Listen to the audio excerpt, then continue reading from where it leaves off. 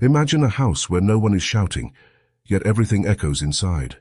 The door is closed, the night seems calm, and yet in every room there is something that will not let you rest. A conversation you keep replaying, a wound you still cannot let go of, a presence that is no longer there and yet still takes up space. And then the question appears that almost no one dares to ask: if you want peace, what are you still allowing into your life? Most people think peace is lost because of major blows, obvious betrayals or huge problems. But it is not.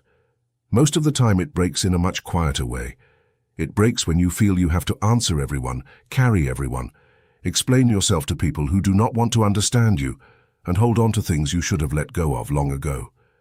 That is how the soul fills with noise and ends up confusing habit with calm, as if living exhausted were normal.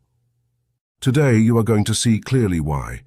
If you want peace, you need to be silent and remove these 9 things from your life, not as an act of coldness, but as a way of protecting the most valuable thing you have inside you. We are going to walk through wounds, habits, attachments and thoughts that drain your center without you often noticing, guided by that ancient wisdom that teaches you to govern yourself from within, and by the sober light of the Word of God, which brings order where the mind wanders. And in the end, you will understand something that completely changes the way you seek serenity.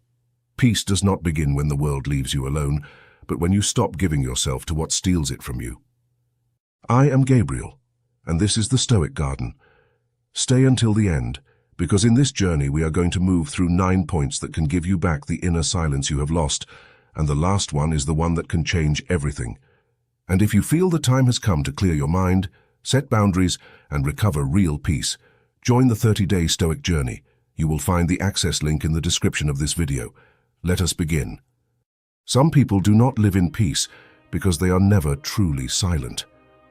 The moment someone says something, they feel they have to answer. The moment criticism appears, they think they have to defend themselves. The moment a misunderstanding comes up, they rush to correct it as if their worth depended on everything being cleared up right then and there. And so, without realizing it, they turn their life into an endless chain of reactions, impulses and little battles that drain the soul. That is why you had to begin here, because this is the first point in this journey, the urge to respond to everything. What is most exhausting about this habit is that at first it seems reasonable. It looks like maturity, like strength, like firmness. You convince yourself that responding is necessary, that staying silent would be weakness, that letting certain things pass would be opening the door to abuse. But it is not always like that. Many times, you are answering not because it is needed, but because you struggle to tolerate that someone may have a version of you that you cannot control. And that detail changes everything, because when your peace depends on correcting every impression others have of you, then you are no longer living from your center, but from anxiety. Epictetus, who knew humiliation before teaching inner freedom, said it with a clarity that still hits hard. Before reacting, examine the impression that has come into your mind and ask yourself whether it deserves your assent. Look at the depth of that. He did not say to respond quickly. He did not say to defend yourself better. He did not say to win the argument. He said to examine, to filter, to not hand your spirit over to the first provocation like someone who leaves the door open and then acts surprised when the noise comes in. But of course today it seems that if you do not answer immediately, you have almost committed a crime. How strange. So many people enslaved to immediacy, believing they own themselves. And here a question appears that is more uncomfortable than it seems. How many of your wounds do not come from what was said to you, but from everything you kept feeding afterward by responding? Because it is one thing to receive an offense, and something very different to sit there feeding it for hours, for days, sometimes for months. There are arguments that would have died on their own if you had not felt the need to keep them alive with one more explanation, one more message, one more defense. Not everything deserves your voice, not everything deserves your time, and above all, not everything deserves to enter your chest as if it had the right to stay there. Seneca, who observed the human soul with that mixture of lucidity and severity few can bear, left behind a phrase that feels written for this age. We often regret having spoken, but rarely regret having remained silent with prudence. And that is not cowardice. That is inner self-government, because the problem is not only what you say when you react. The problem is what you are training inside yourself every time you do not know how to stop. You train dependence on conflict. You train impulsiveness. You train the habit of living available to other people's disorder. Peace begins to return the day you understand that you were not put into this world to answer everything. You are not here to correct every minor injustice, or to explain to everyone who you are, or to put out every fire others keep lighting out of habit. There are words that only seek to drag you in, conversations that only want to drain you, and people who keep tugging at the thread just to see whether you still react. When you no longer do, something breaks, but not inside you. It breaks in the dynamic that had you trapped, and that is where a different kind of strength begins. Knowing when to stay silent is not suppressing yourself. It is choosing not to give your presence away where they are only tempting you to lose it. It is understanding that a life ruled by reaction never truly knows rest, because it is always waiting for the next stimulus, the next offense, the next mistake from someone else to throw it off center again. True serenity is not born when the world becomes reasonable. It is born when you stop being accessible to everything that wants to disturb you.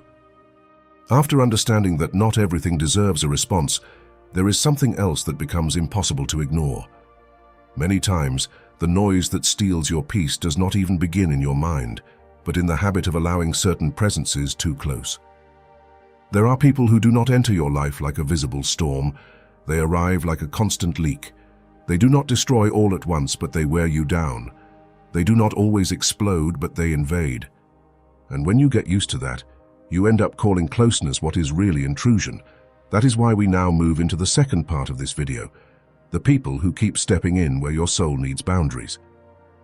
Not every kind of company brings rest. Not every conversation brings clarity. Not every relationship deserves access to your inner world. That is one of the lessons kind people take the longest to learn, because they confuse love with availability, patience with tolerance, and compassion with leaving the door open to just anyone. And meanwhile, their peace fills up with other people's footsteps, with unsolicited opinions, with demands disguised as affection, with comments that land exactly where it hurts most. Then they wonder why they are so tired, as if it were a mystery, as if letting everyone in had no consequences. The reality is simpler and harsher. There are relationships that will not be fixed by talking more. They continue only because you keep allowing what is already hurting you. People who move in and out of your calm as if they had the right, who weigh in on your decisions, disrupt your days, demand explanations, and get offended when you finally put up a wall. And the most ironic part is that when you start setting boundaries, they usually act as if you have changed for the worse. Of course, because there are people who call it coldness the first time they can no longer invade you. It is worth pausing here for a moment. Do all the people around you truly deserve the level of access you have given them? Do all those who seek you out really come with good intentions, or are some of them only looking for the exact place where they can still manipulate you, wear you down, or confuse you? Someone does not have to hit you to disturb your soul. Sometimes it is enough for them to show up at just the right moment to fill you with guilt, tension, or exhaustion. There are presences that make no scene yet leave behind a fatigue that says everything. That is why a boundary is not an exaggeration. It is a form of inner hygiene. It is recognizing that your peace also needs a door, a schedule, and discernment. Not everyone who knocks should be let in. Not everyone who insists deserves to stay. The book of Proverbs expresses it with a powerful image when it says that a man whose spirit has no restraint is like a city broken down and without walls. And that is exactly what happens when you do not learn to protect yourself. You are left open to any emotional invasion, any pressure, any presence that decides to settle where it should never have been given permission. There are people you do not argue with, because arguing with them only gives them a new way in. You do not change them, because they do not want to change. You do not carry them, because that weight is not yours to bear. You step away, and that is hard, because for a long time you were made to believe that distancing yourself was a lack of love, when in reality it is often the only way not to betray the love you owe yourself. Not everyone will understand your distance. Some will criticize it. Others will try to make you feel guilty. But a violated conscience can never live at rest. Your peace depends not only on what you think, but also on what you allow. And there are seasons in life when growth does not mean meeting more people, but reducing access, filtering voices, and no longer calling a bond what has only been repeated exhaustion. When you understand that, you begin to see differently. You no longer ask who wants to stay close, but who knows how to respect the sacred place where your soul is finally learning how to rest. There is a kind of weariness that does not always show on the outside, but inside, it leaves a person exhausted. It is the fatigue of speaking too much to someone who had already closed their heart before listening to you. You try to clarify, soften, arrange your words. Find the right tone, say it better than the last time, as if at some point you were going to find the exact phrase that would melt the other person's resistance. But it does not work. And it does not work because not every misunderstanding comes from a lack of explanation. Sometimes it comes from a lack of willingness. That is why we have reached the third point in this journey, and it is the habit of explaining yourself to people who have already decided not to understand you. There are people who do not misunderstand you by accident.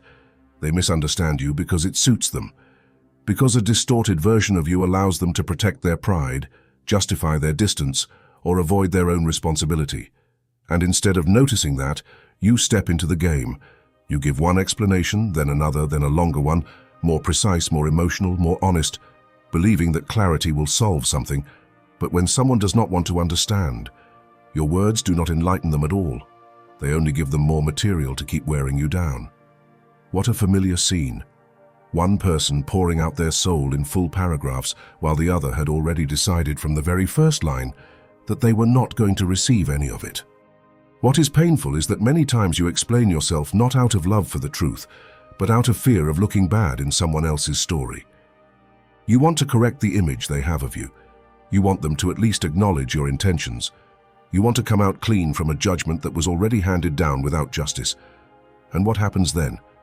You end up on your knees before closed ears, as if your dignity depended on getting a favorable verdict. But it does not depend on that. It never did. Marcus Aurelius, who knew what it meant to live under scrutiny and judgment, left behind a severe and freeing thought. If someone despises you, examine whether what they say is true. If it is, correct yourself, and if it is not, let their words return to them. There is immense peace in that sobriety, not chasing every judgment, not clearing up every rumor, not managing every other person's perception as if it were your job. And here comes a question many people avoid, because it hurts too much. How much of your exhaustion comes from trying to be understood by someone who already chose not to? Because it is one thing to explain yourself honestly once, and something very different to turn explanation into a way of begging for recognition. Once you cross that line, you are no longer communicating, you're chasing approval. And approval that is repeatedly asked for always comes at a high price. It steals your strength, your composure, that quiet nobility of someone who knows not every court deserves a defense. Knowing when to stay silent does not mean you are not right. It means you understood where it is no longer worth pouring it out. There are conversations that lift you up, and there are conversations that are bottomless pits. You give time, you give energy, you give sincerity, and everything disappears down there. Not because your words are lacking, but because the other person has no inner space to receive them. Epictetus taught that you should not explain your philosophy, but embody it in your actions, and let your conduct be your argument. And that applies here too. There are moments when the best explanation is consistency, the peace with which you move forward, the integrity with which you stand, the absence of any need to convince someone who does not want to see. Besides, over-explaining yourself has a consequence few people notice. It makes you available for manipulation. Because anyone who discovers that you need to be understood can control you simply by pretending to be confused.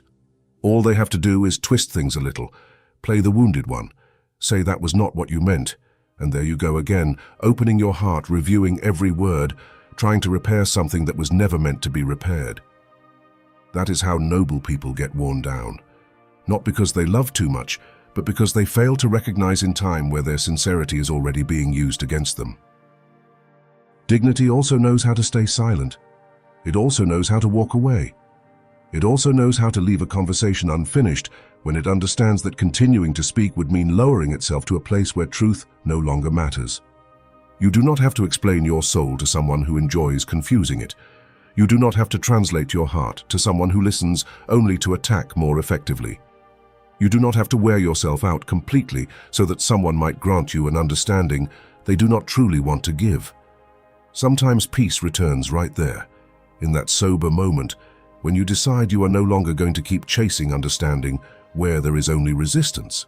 If by this point this video has already shown you things you may have been tolerating for far too long, subscribe and hit like, because what is coming next may help you protect your peace with even greater firmness. Leave me the phrase, "I no longer explain myself to others" in the comments. And also write the country you are listening from. There are still decisive parts ahead, and the last one will give complete meaning to this entire journey. After stopping yourself from responding to everything, closing the door to certain presences, and giving up the need to explain yourself where no one wants to understand you, a deeper and quieter enemy appears. One that is not always outside you, but inside you, disguised as concern, responsibility, or even love. It is the need to control what does not belong to you, other people's timing, other people's decisions, other people's reactions, the exact course of situations that will never obey your will. And that brings us to the fourth lesson in this journey, the desire to control what was never in your hands. Anxiety almost always presents itself as if it were helping. It makes you believe that if you think more, anticipate more, watch more, or insist more, you will be able to avoid pain. But no. The only thing it does is turn you into the guardian of doors you were never able to close. You want to control whether someone changes, whether someone comes back, whether someone answers you, whether a situation finally falls into place the way you need it to. And the more you try to hold on to what is uncontrollable, the more it slips through your fingers. The irony is cruel. You spend your life trying to master what is outside, and you end up losing command of what is within. Massimo Pigliucci, who has explained Stoicism with a clarity that feels very close to real life, said that serenity is born when we clearly distinguish between what depends on our judgment and what belongs to the impersonal course of the world. That is the cut so many people do not want to make, because as long as everything is mixed together, you keep believing that your peace depends on moving other people's pieces. But when you finally separate what is yours from what is not, something falls into place. Your decisions, yes. Your character, yes. Your way of responding, yes. Other people's timing, no. Other people's conscience, no. The full direction of life, no. And even if the ego does not like it, that difference sets you free. The problem is that many people confuse control with care. They think that if they stop trying to manage everything, then they are giving up. But it is not surrender, it is clarity. It is accepting that insisting does not always transform, that watching does not always protect, and that forcing outcomes does not always prevent suffering. Sometimes it makes it worse. How many nights have you lost trying to solve in your mind something that never depended on you? How much energy have you spent trying to produce through anxiety an outcome that was only ever going to arrive or not arrive in its own time? The proud mind calls responsibility what is often simply an inability to let go. Here biblical wisdom enters with a calm strength. Christ himself, in his darkest hour, spoke a phrase that tears down the fantasy of absolute control.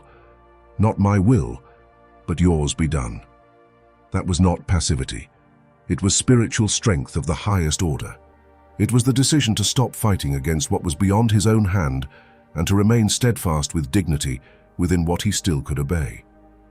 How far that is from our modern habit of wanting to control even someone else's breathing and then acting surprised when we end up exhausted.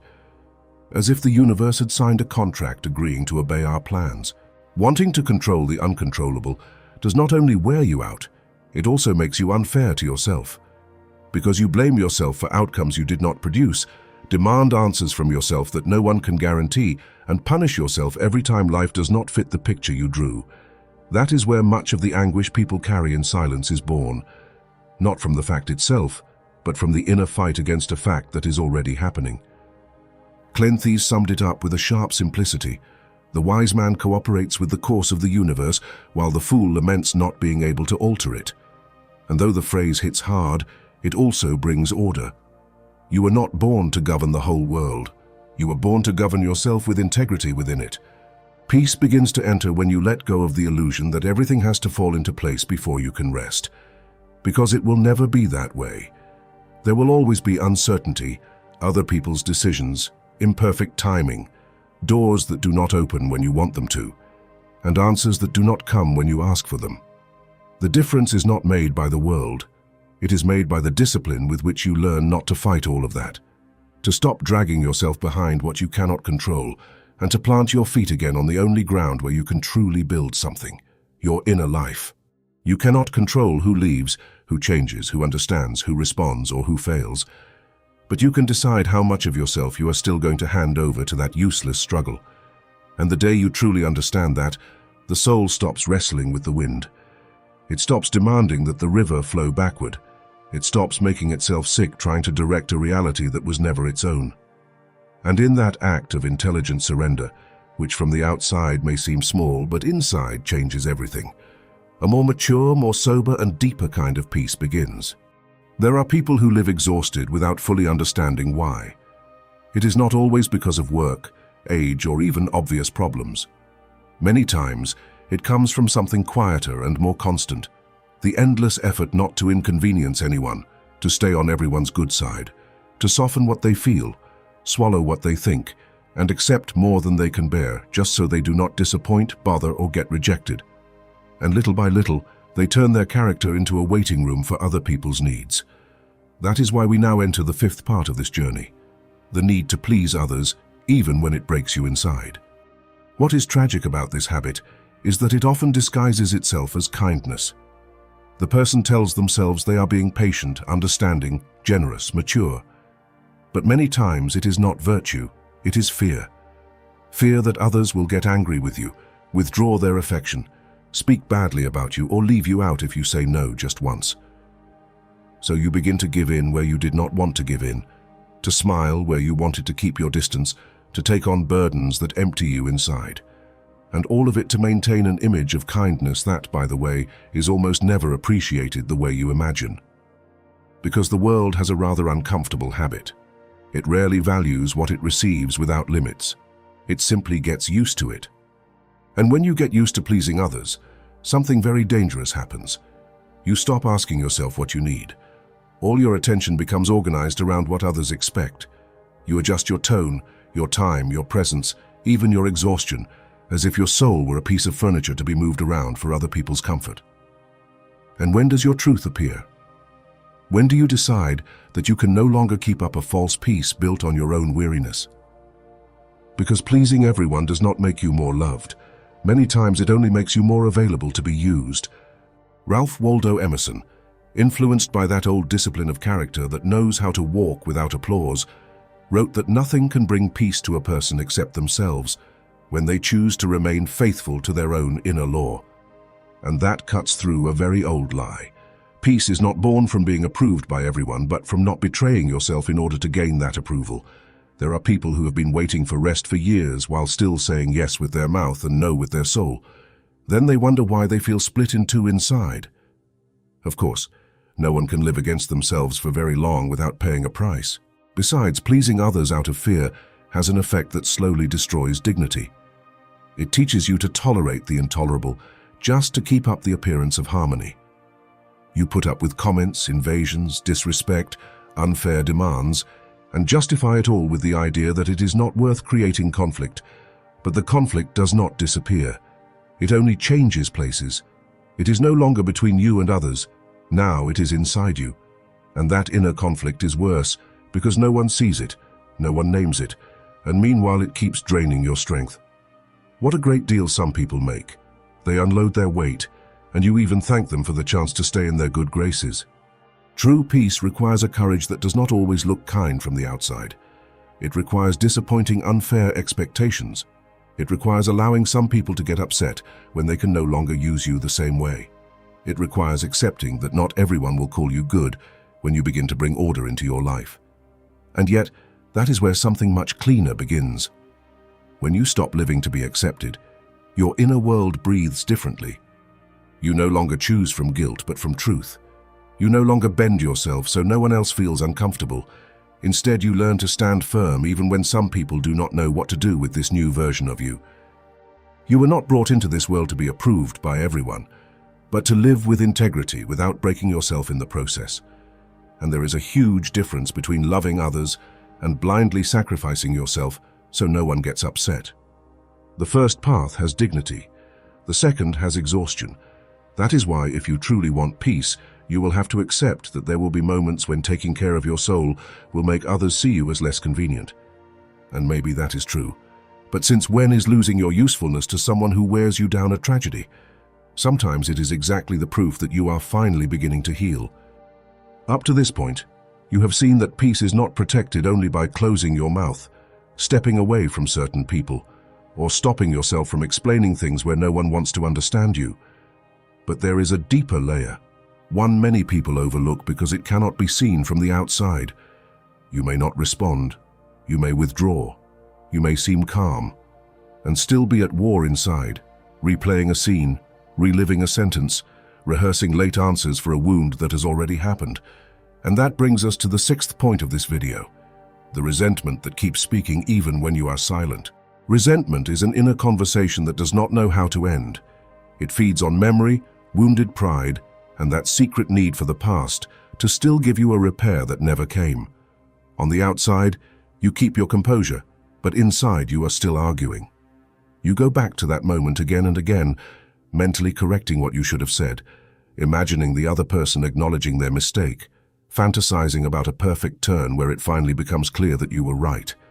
And meanwhile, the wound does not rest, because resentment does not need external noise to destroy peace. It only needs a mind willing to host it with admirable discipline. Admirable, yes, but only for ruining itself.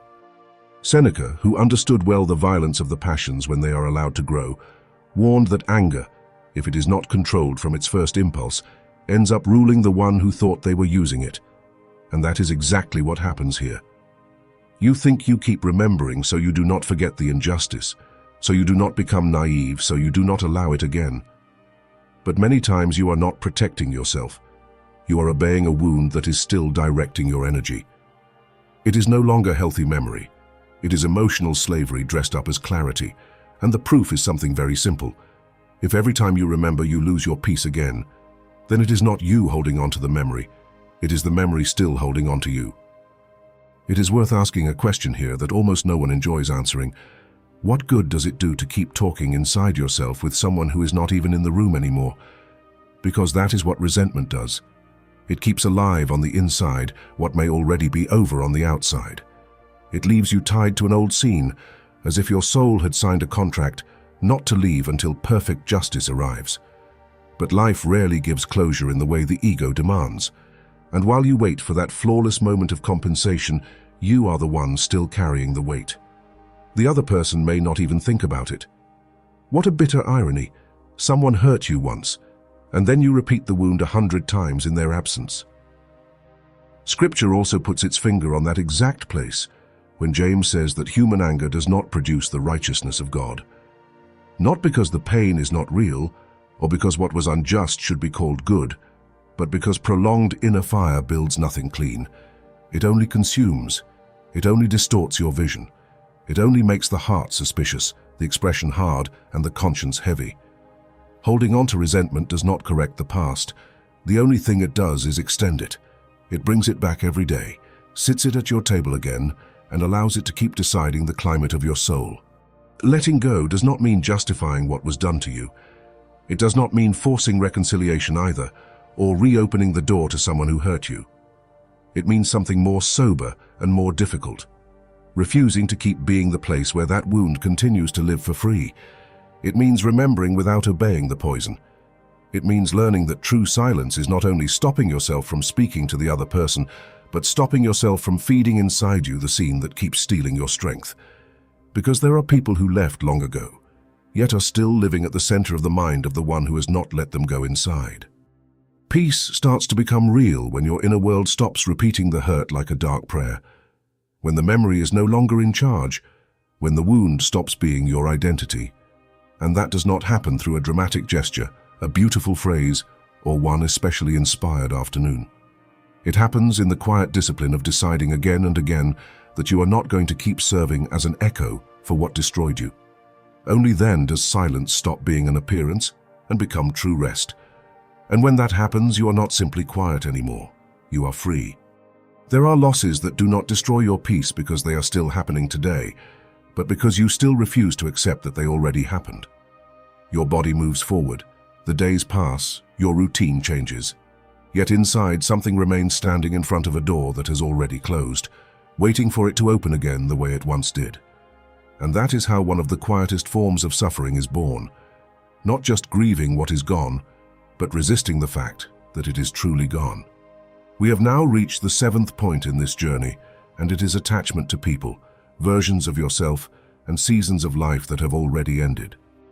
I remember one afternoon when I walked into a place I had not returned to in years. It was a small cafe with warm lights, a window fogged by the rain, and the sound of spoons gently tapping against cups. I ordered the same thing I used to order in another stage of my life, sat down at a table in the back, and for a moment I felt as if time could move backward.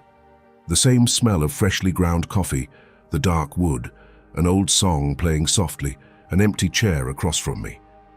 Everything was there, and yet there was nothing. The person with whom I had shared that place was no longer there. The version of me who used to walk in with different hopes was gone too, and the only thing truly alive was my resistance to accepting that that scene had ended. The strangest part was realizing that I was not only hurting over the absence of someone else, I was also grieving the absence of who I was back then.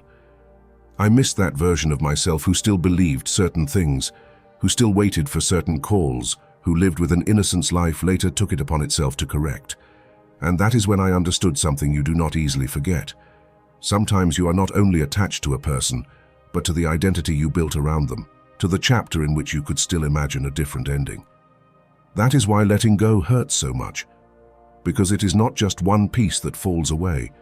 It is an entire inner world you had decorated to last longer than reality allowed.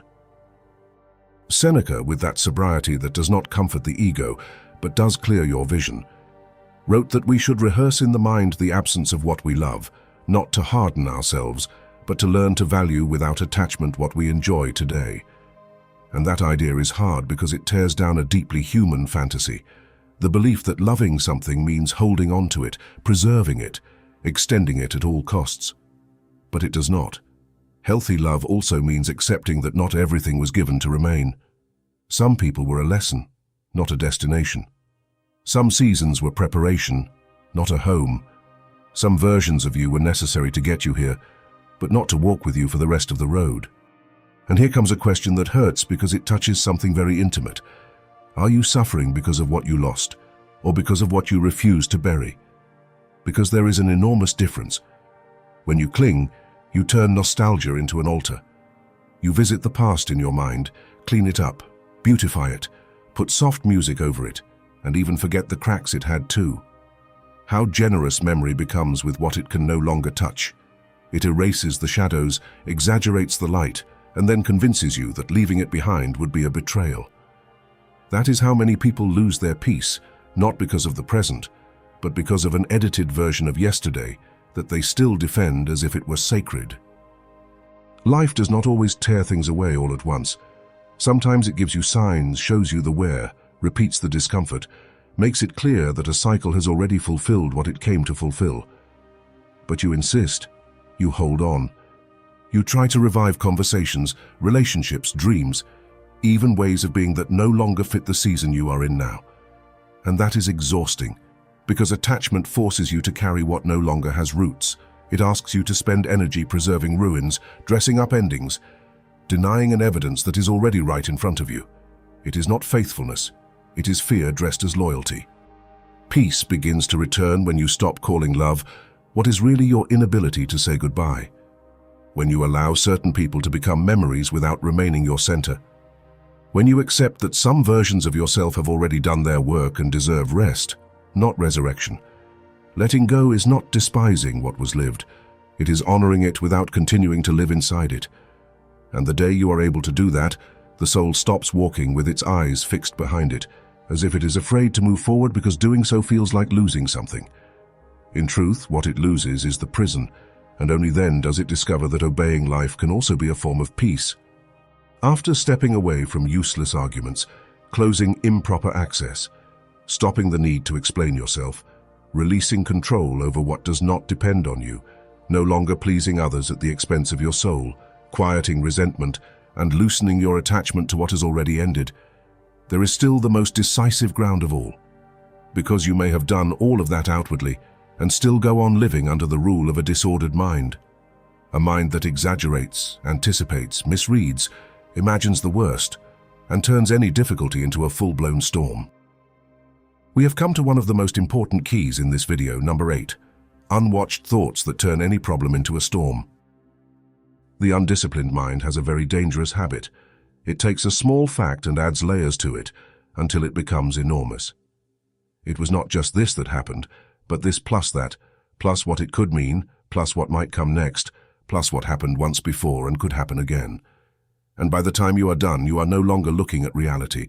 You are trapped in a novel written by fear, powered by a very active imagination, and by the way, a very unhumble one.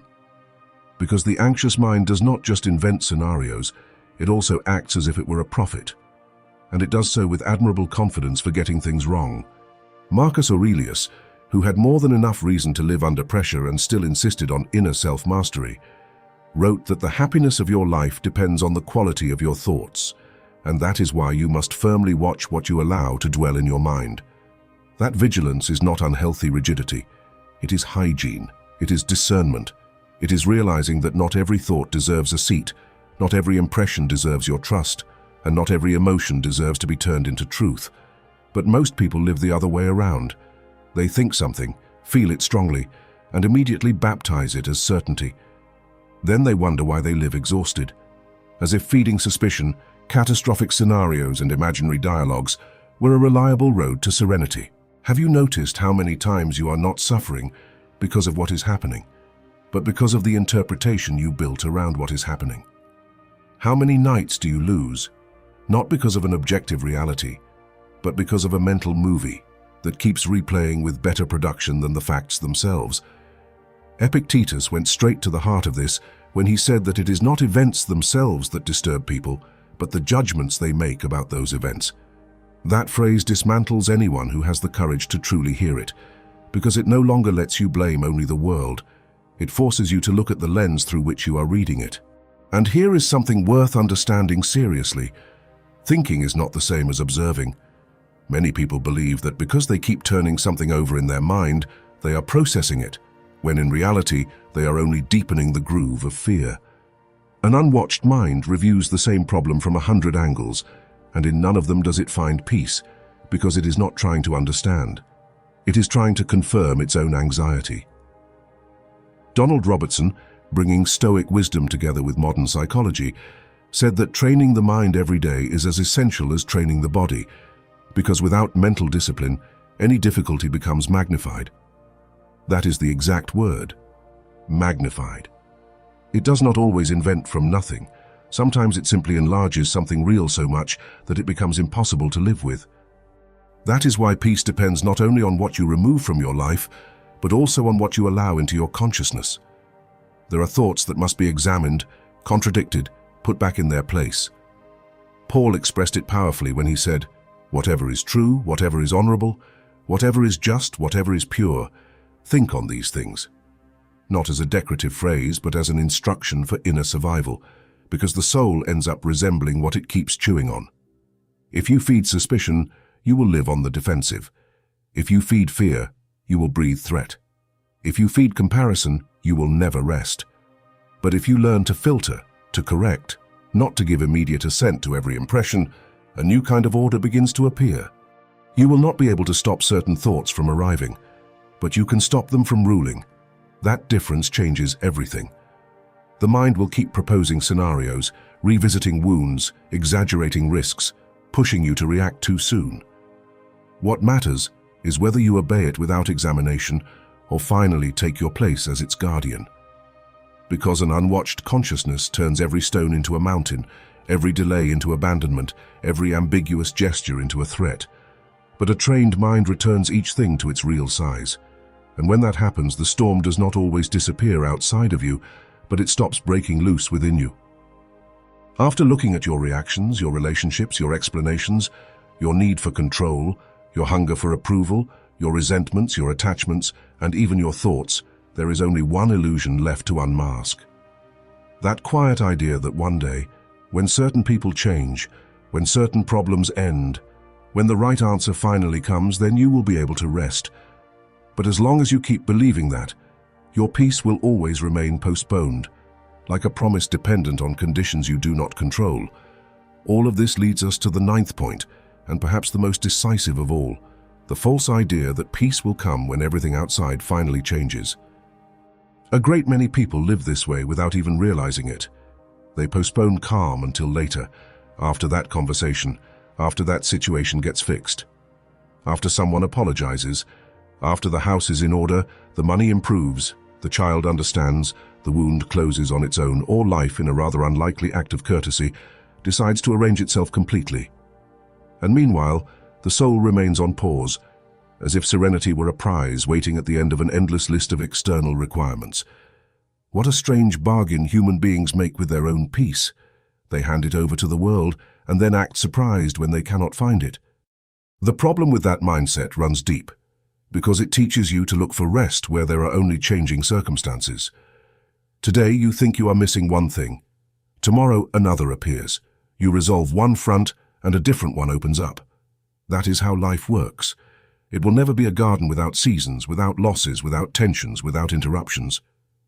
So the real question is not when discomfort will stop existing, but what you're going to do while it still exists. Will you keep waiting for the perfect arrangement of the world in order to feel at peace? Do you really want to place the state of your soul in the hands of everything that changes, fails, or disappears?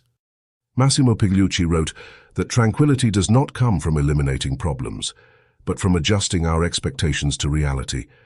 And that sentence holds more truth than many would like to admit, because it does not just correct a naive idea, it also gives responsibility back to you. You cannot keep demanding that life completely clear the road before you learn to walk it with dignity. Isaiah expresses it with steady beauty. You will keep in perfect peace the one whose mind remains fixed on you, not the one whose schedule went perfectly, not the one who managed to control everyone, not the one to whom nothing uncomfortable ever happened. True peace is not the absence of friction. It is inner direction in the middle of friction. Here is the turn that changes everything. Peace does not come when the outside world finally obeys you. It comes when you stop obeying everything the outside world tries to dictate to you. It comes when one bad response no longer determines your inner temperature, when a delay no longer governs your spirit, when an absence no longer throws your whole identity into disorder, when someone else's opinion stops functioning like a secret command. That kind of peace is not passivity, resignation, or indifference. It is self-government. It is maturity. It is the sober strength of someone who has understood that the world may remain uncertain, and even so, the soul does not have to go on living on its knees before every change in the weather. Most people do not want this truth because they would rather have a simpler solution. Let other people change. Let conflicts disappear. Let the ideal moment arrive. But peace built on that fantasy never comes, and if it does, it lasts only until the next difficulty knocks at the door. That is why real silence is not expected from the world. It is built within. It is cultivated when you stay silent about what does not deserve a response, remove what invades you, let go of what you cannot control. Stop begging for approval, silence the echo of resentment, release what has already ended, and place your mind under watch. Then you understand that peace was not a future reward. It was an inner decision you had been postponing. And when you stop waiting for everything outside to change before you can finally feel well, something falls into place in a new and deeper way. The world keeps being the world. People keep being people. The days keep bringing their share of disorder. But you no longer belong to that noise in the same way. You no longer live at the mercy of every jolt. You no longer negotiate your center with every circumstance. And at that point, the final revelation arrives. The peace you were looking for was never hidden in other people's behavior, in the perfect moment, or in the total disappearance of problems. It was waiting for you to finally stop looking for it outside yourself. If you have made it this far, you are not one of those who hear these things the way someone hears a nice phrase and then keeps living the same way. You are among the few who dare to look directly at what steals their peace without disguising it, without justifying it, and without continuing to blame only the world. Most people will keep waiting for people to change, for circumstances to fall into place, or for the noise to disappear one day as if by magic. But you have already seen something deeper. Now the decision stands before you with complete clarity. Keep handing your peace over to what is outside, or begin building it from within with real firmness. It is not enough to have heard this message. What matters is what you do after you close it. That is why I want you to declare it publicly in the comments. Write the phrase, "My peace begins within me," and tell me what country you are listening from. Do it like someone taking a stand, like someone leaving behind an old way of living by reacting to everything and deciding to guard their soul with more sobriety, more discernment, and more truth. I am Gabriel, and this is the Stoic Garden. This channel exists because too many people are living tired, confused, and wounded, believing that the only way forward is to endure more or wait longer, when what they really need is clarity, character, and a cleaner way of looking at life. We are not here to sugarcoat pain or dress up weakness. We are here to recover peace, dignity, and inner strength. And if this video made you think of someone who is trapped in noise right now, share it with them. Sometimes one timely reflection can prevent years of silent wear.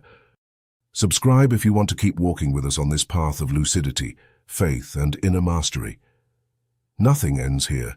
This is only the beginning of a different way of living, with more silence within and less slavery to what happens outside. And if you feel the time has come to clear your mind, set boundaries, and recover real peace, join the 30-day Stoic Journey. You will find the access link in the description of this video and on my profile.